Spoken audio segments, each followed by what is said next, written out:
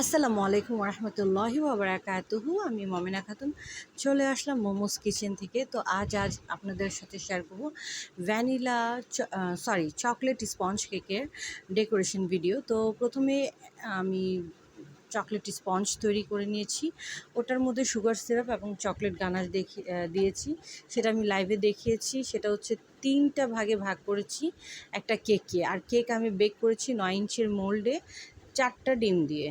তো যাই হোক, যেহেতু আমার 2 পাউন্ড কেকের অর্ডার ছিল, কিন্তু এটা ওজনে হয়ে গেছে 2 পাউন্ডেরও বেশি। তো যাই হোক, কাস্টমারের খুব পছন্দ ছিল। এটা একটা কাস্টমাইজ কেক ছিল। কাস্টমার বলেনি আমাকে কিভাবে করতে হবে, কাস্টমার টোটালি ছেড়ে দিয়েছে আমার উপর, যে তুমি তোমার পছন্দ মতন একটা কেক করে দিও। তো আমি ঠিক সেভাবে করে নিজের মনের মতন করে আমি এই কেকটা তৈরি করেছি।